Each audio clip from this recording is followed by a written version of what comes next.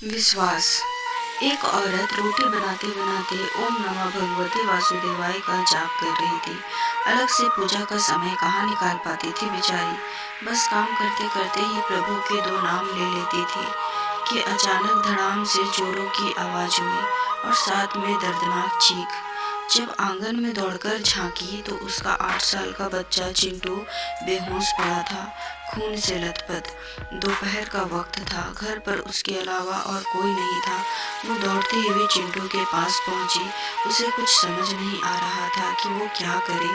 20 दिन पहले कराए गए अपेंडिक्स के ऑपरेशन के बावजूद न जाने कहां से इतनी ताकत आ गई कि वो चिंटू को गोद में उठाई और चौराहे के पास नर्सिंग होम की तरफ दौड़ी।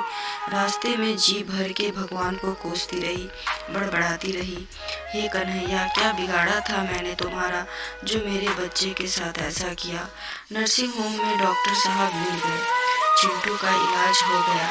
चोट गहरी नहीं थी, चिंटू ठीक हो गया और उसे होश भी आ गया। वहां से लेकर घर आई। रात को घर पर जब टीवी देख रही थी तब उसका मन बेचैन था। वह अभी भी भगवान को कोसे जा रही थी। एकाएक उसकी आत्मा सिहर उठी। वो सोचने लगी कि कल ही तो आंगन से पाइप का टुकड़ा हटवाया था, ठीक उसी जगह जहां चिंटू गिरा था। अगर कल मिस्त्री नहीं आता तो उसका हाथ पेट की तरफ गया जहां टाके अभी भी हरे थे ऑपरेशन के। उसे आश्चर्य हुआ कि 20-25 किलो के चिंटू को उसने उठाया कैसे और कैसे वो चौराहे तक दौड़ती चली गई। वैसे तो वह कपड़ों की बाल्टी तक छत पर नहीं ले जा पाती थी।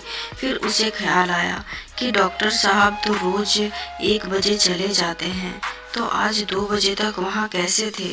उसके जाते ही तुरंत इलाज हो गया, मानो किसी ने उन्हें रोक रखा था। अब वो सारा खेल समझ चुकी थी। उसका सर प्रभु के चरणों में श्रद्धा से झुक गया। मन ही मन प्रभु से अपने शब्दों के लिए माफी मांगी। तभी टीवी पे ध्यान आया, प्रवचन चल रहा था। प्रभु कहते हैं, तुम्हारे आने वाले संकट को रोक नहीं सकता, लेकिन तुम्हें इतनी शक्ति दे सकता हूँ कि तुम आसानी से उसे पार कर सको। तुम्हारी राह आसान कर सकता हूँ, बस धर्म के मार्ग पर चलते रहो। उसने तभी मंदिर की तरफ देखा तो कन्हैया मुस्कुरा रहे थे। यह दृश्य देखकर उसका मन श्रद्धा से भगवान की ओर झुक गया। उम्मीद करती हूँ ये छोटी सी कहानी आपको पसंद आई होगी। इस पर आपकी क्या राय है कमेंट में ज़रूर बताएं और लाइक शेयर सब्सक्राइब तो ज़रूर से ज़रूर कर दें। कहानी सुनने के लिए, देखने के लिए बहुत बहुत धन्यवाद।